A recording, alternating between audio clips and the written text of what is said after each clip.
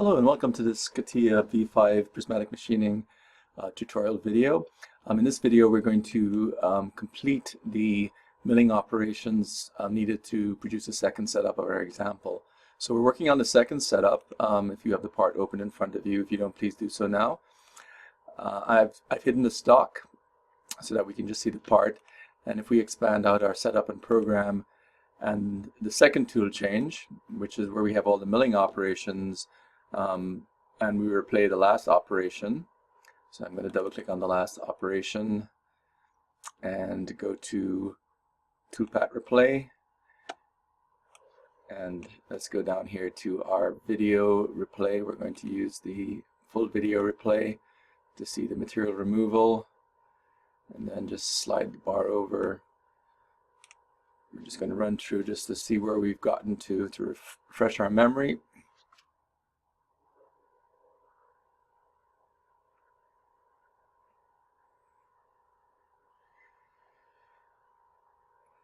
So we've done most of the heavy pocketing and profiling, and of course the facing on top. And then if we use our Analyze tool, again we can see with our remaining material option, if we apply this, we can see where material is left. So we still have to remove material, mill away material we left on the top of the two islands, and then there's this pocket here that we have to machine. So let's go about doing that. So I'm going to cancel this. This is somewhat of a facing operation, but it doesn't make sense using a large facing cutter here because of the clearance issues. The same thing applies here too because we're within this pocket. So we're going to use the same 1/2" end mill to do this. If you recall, we left 10 thousandths machining allowance on the top of this surface here and the top of this. I'm actually going to go back and add a little bit more material so that I can do a roughing pass first before I do the finishing. So let's cancel here. If you recall, let's start over here actually. This surface here was generated as part of the very first pocket we machined. And if you go into this pocketing operation, you should recall that on the geometry tab, what we did was we left a offset on the bottom of 10 thousandths. So that's why we have that 10 thousandths material left there. Let's up this number a bit. So I'm going to double click on this. Let's up this to 50 thousandths. So I have a little bit more material there that I can remove by, do a roughing pass and then a finishing pass. And then let's hit OK here. Let's actually generate the tool paths. Hit OK. And then let's go ahead and do the same thing for the other pocketing operations. Let's hit OK here. And then this one was the open pocket, the first open pocket, which is actually this one here. So let's double click on this. And if we again go to the second tab, we see that we have 10 thousandths left on the bottom. Let's up this to the 50 thousandths. Okay, so let's go ahead now and add a facing operation to, let's start off on this side. Actually, let's start off here because we've, this is where our tool currently is. We machined this true pocket last, so let's keep the tool close here and then jump over here. So we're going to use a facing operation, and we're going to add it to just after the pocketing operation. And notice that it is assuming that we're using that same 1/2" mill, which in this case is what we want to do. So let's go ahead and set our geometry. What I'm going to do first is I'm going to go ahead and select the bottom. Click on the top here. Notice that the drive surface is correct in this case. So CATIA correct in this case selected the correct boundary of the facing operation. Remember, we want to keep the tool localized in this area. For the top, what we can do to select the top is we can also select the same surface, but then offset it upwards. So remember, we have 50 thousandths left material here, so now we can offset it upwards 0.05. And that's pretty much all we need to do to define the geometry. And then as we move across, we're using that 1/2" to the next tab, the third tab, we're using our 1/2" cutter. Our speeds and feeds, again, the approach and retract we leave as is, as well as the speeds that come in from the cutting tool. We'll keep those as is. And then for our approaches and retracts, so in this case here, we have a vertical approach and from a plane and a vertical retract to a plane.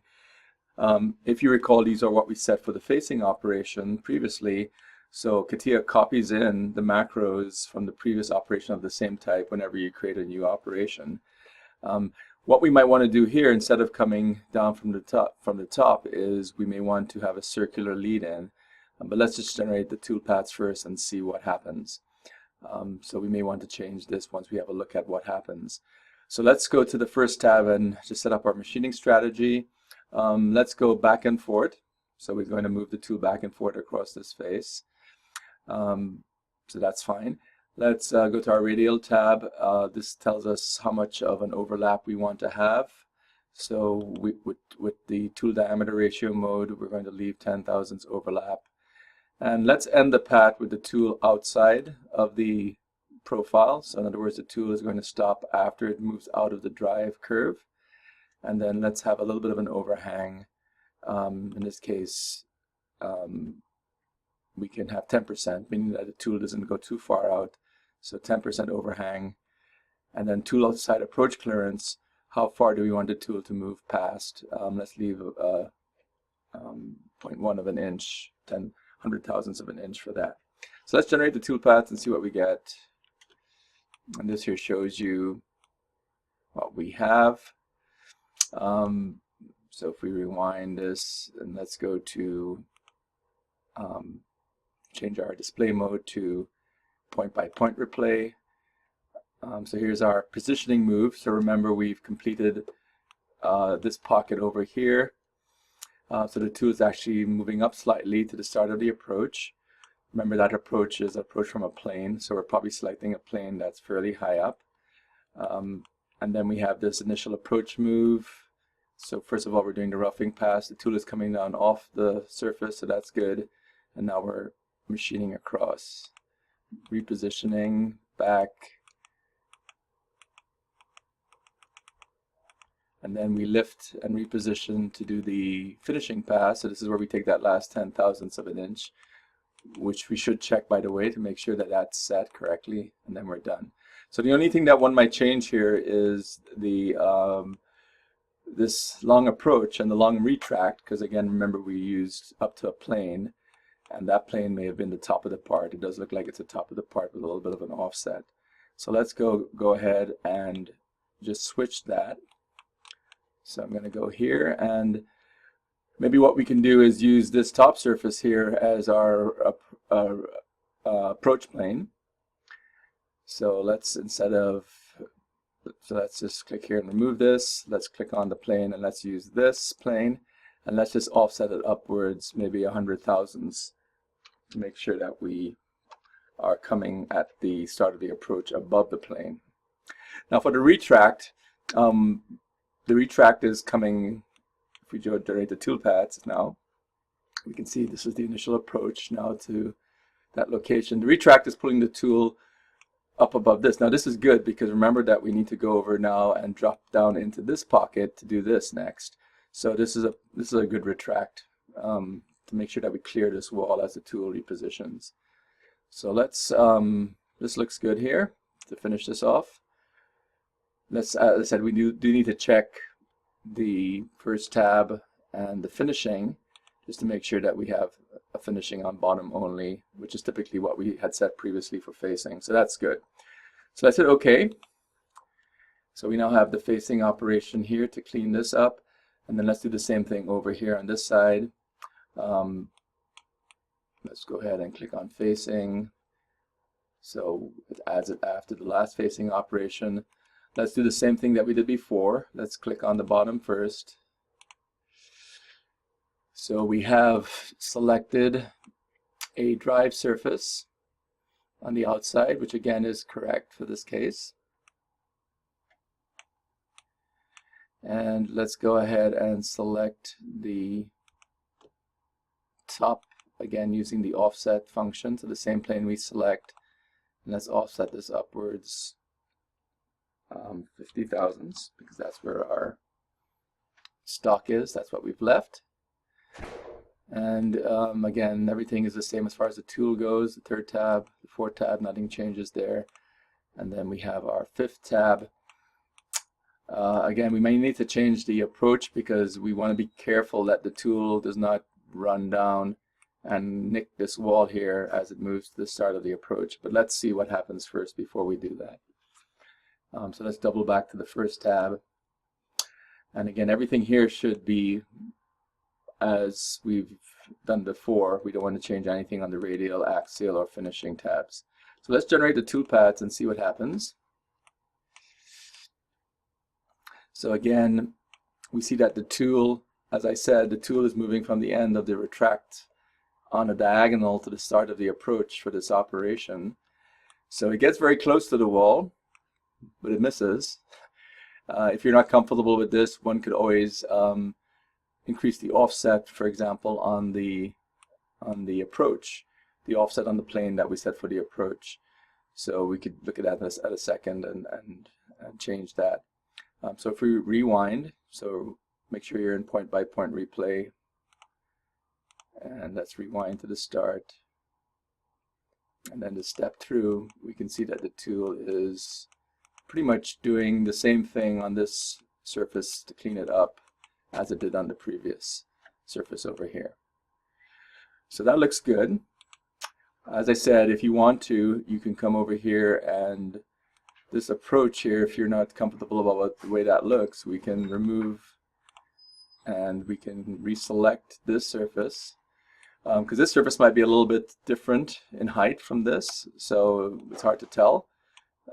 So it's probably better to select this surface, and then let's offset that upwards. We can offset it maybe a little bit more, maybe 0.2, and then we'll see that the approach is a little bit higher above the wall, not by that much, but we can see that the yellow is a little bit higher here, taller here. Okay, so that's the finishing, the cleanup operations on both of these, top of these islands using an end mill. And then the last operation, milling operation, is to machine out this circular, it's really a hole, but in this case, because of its size, if we measure it using the measure tool,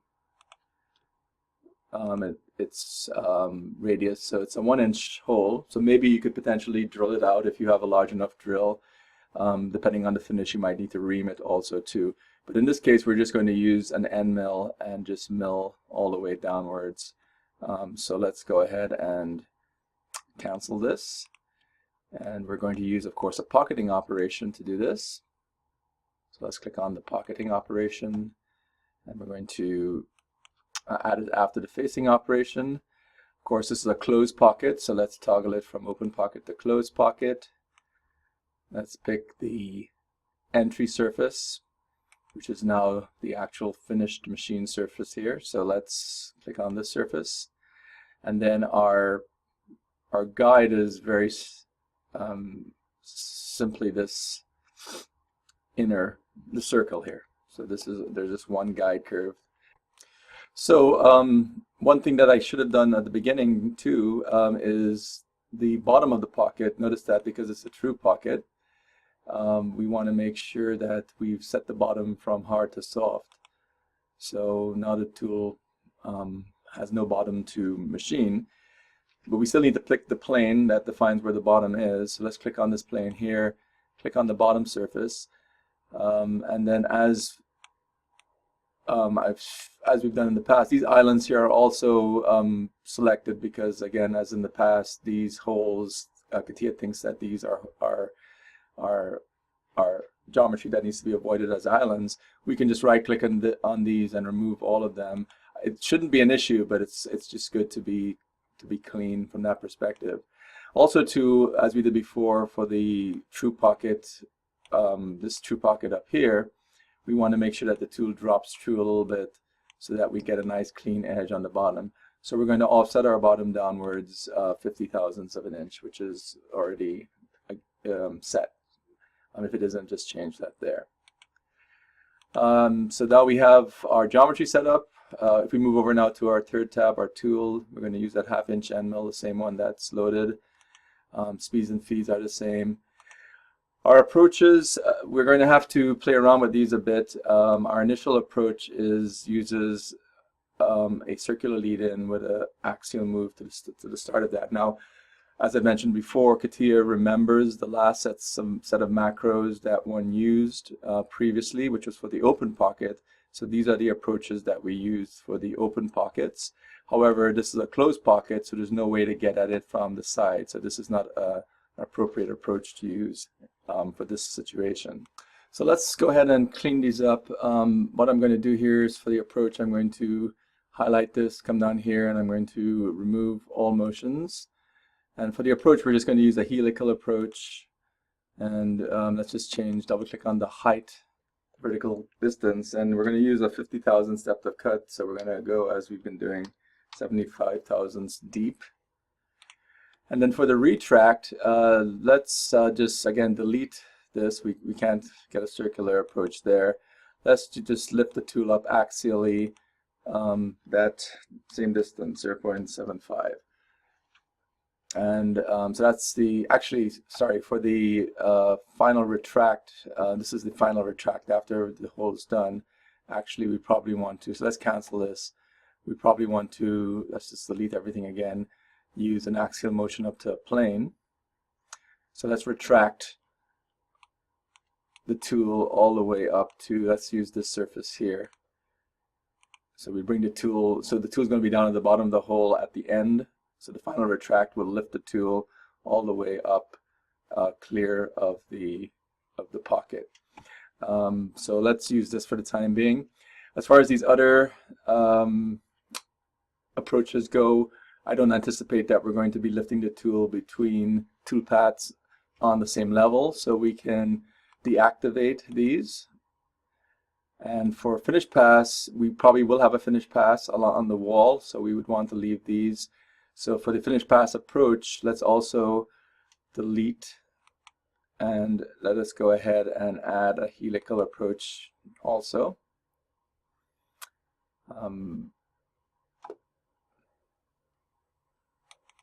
Let's go ahead and switch the height to, now because we don't have a bottom, we could also use instead of a helical approach, we could also use maybe that circular approach. But again, there's not a lot of room in here, so we need to be careful about how long an approach is.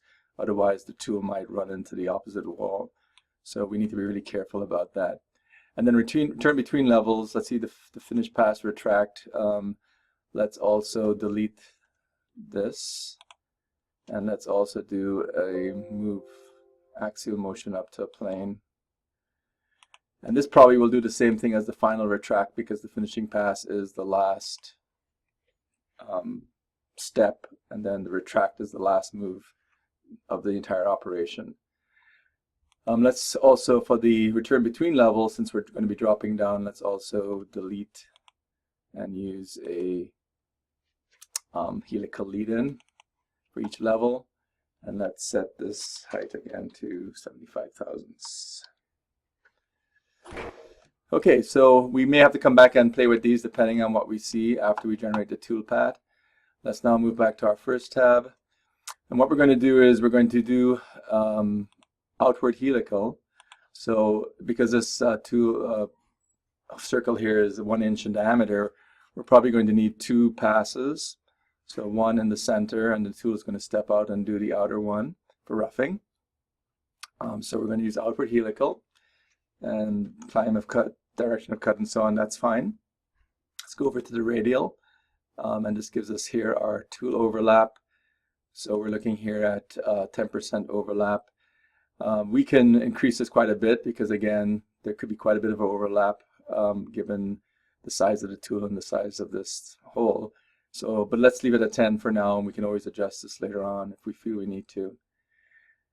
So that's the radial step over, again, looking at the overlap of the tool. Let's look at the axial. We're going to do maximum depth of cut, again 50 thousandths. So it's going to take 26 passes to get down all the way through. And then finally our finishing, we're going to finish on the side only. There's no bottom here, so let's finish side finish last level. And we're going to leave 10 thousandths material to finish. Okay, let's generate the tool path. Now that we have everything set here, let's generate our tool path and see what it looks like. So it looks like the tool did was able to do this in a single pass. So let's rewind. So here's our positioning move to the start of the operation. So remember, this is where we lift, after we finish the face here, we lifted the tool to this point, and now we're repositioning the tool here to start machining out this circular pocket.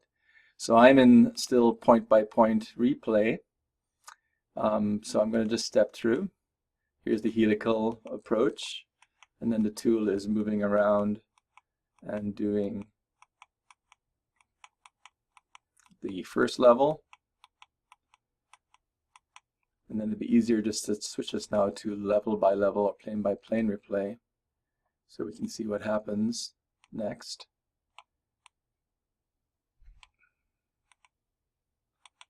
So we're seeing a little bit of a strange retract here between each level, and then a rapid over here to the start. So there's something strange going on here that we'll have to look at with regards to the retract between levels. It should be lifting up, if I remember what we said correctly, but we need to check and make sure. Maybe I typed in a number incorrectly. So there's something that's not quite right here in terms of the positioning of the tool on the retract from each level. So let's look at that. So return between levels, retract. Yes, I forgot to clear this. So let's go ahead and delete this.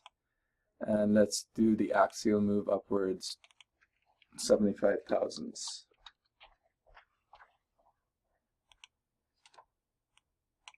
Let's regenerate our tool paths.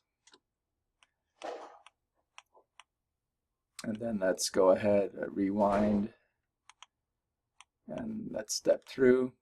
So here's the helical lead in, the first pass. And the tool lifts up that 75 thousandths, rapids over, rapids down, and then it engages on the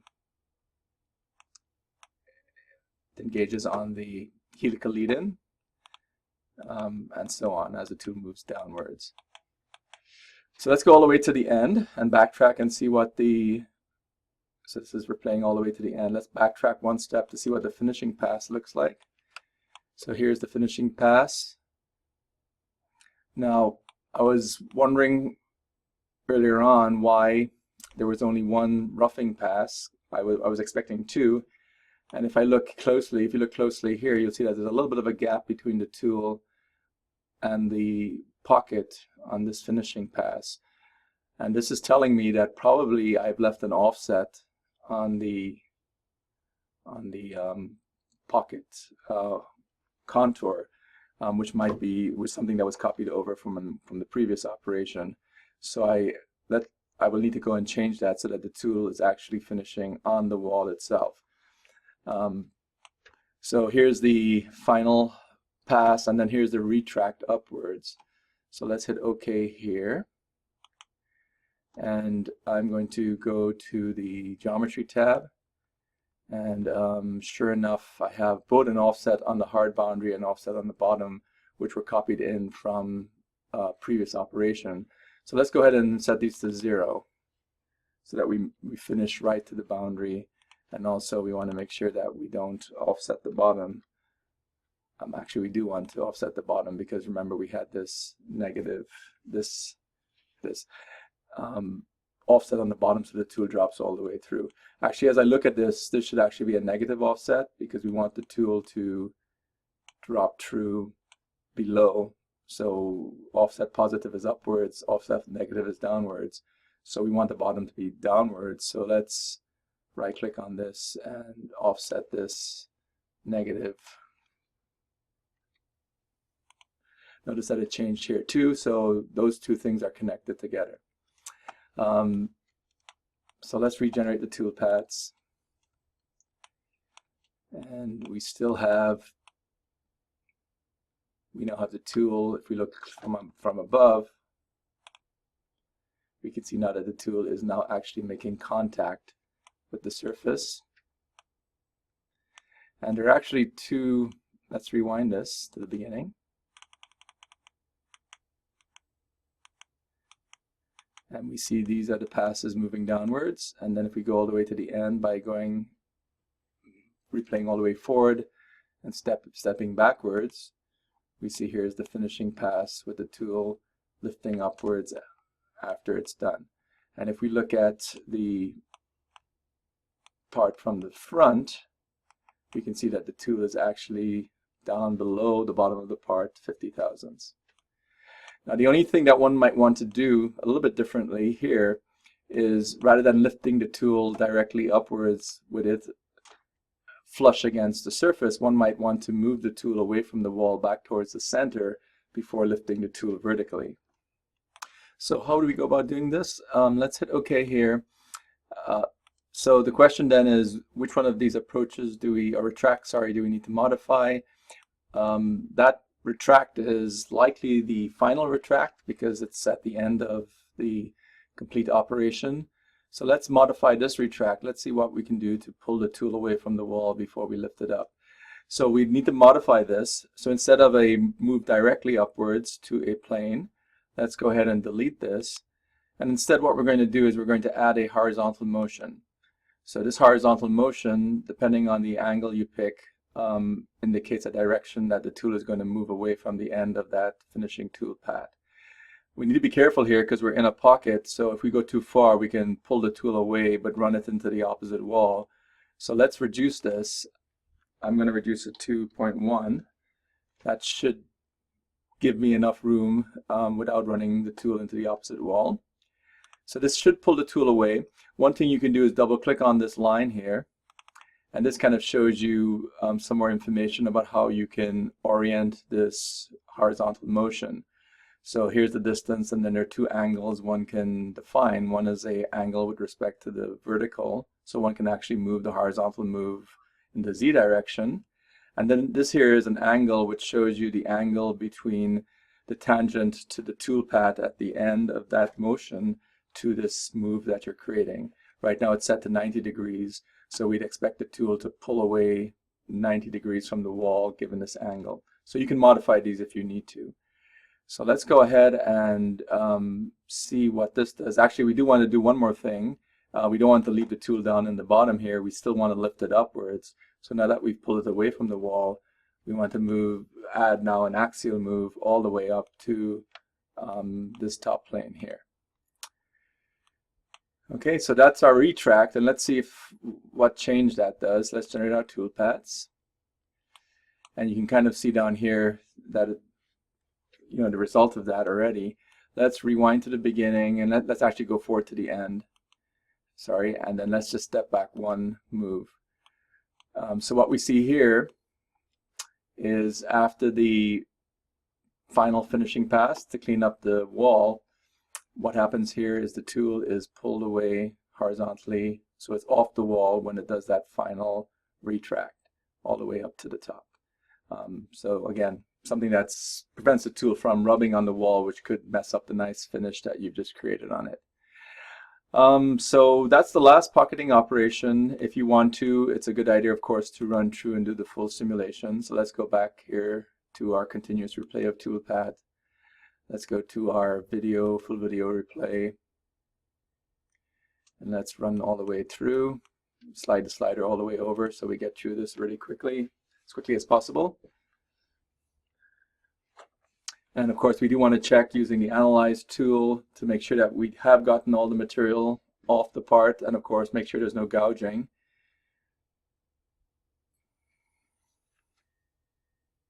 So here we see that pocketing operation as the tool is dropping through. Looks like there we go. And let's go ahead and analyze. So let's look for our remaining material. And everything should look green, of course, other than the holes. Now it looks like I missed something here because this is showing orange, so it looks like there's some left material on the top here. So I need to go back and look at that and see what I missed. More than likely I missed an offset on the bottom. I probably may have left that in place, but we need to check that and make sure that that's fixed. So let's look at that quickly. Is it okay here? Let's go to these two facing operations. So the first facing operation, which is over here. Sorry, that's over here on this side. I flipped the part around. Let's look at this tab here. Yes, there's an offset on bottom of 50 thousandths, so it's still leaving 50 thousandths there. So let's make sure we zero that off. So again, you can see how valuable the Analyze tool is. If you don't use that, and if you've been changing those offsets, which often you have to do, you could well leave material where you don't intend to. And again, we want to change this back to 0.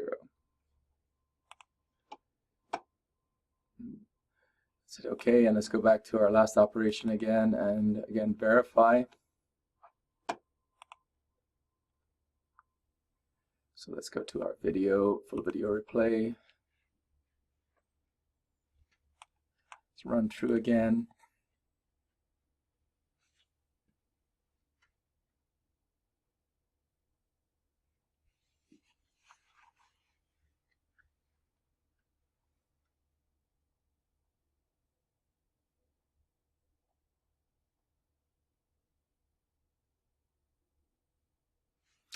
The tool hesitates a little bit here, and I'll talk about that in a second.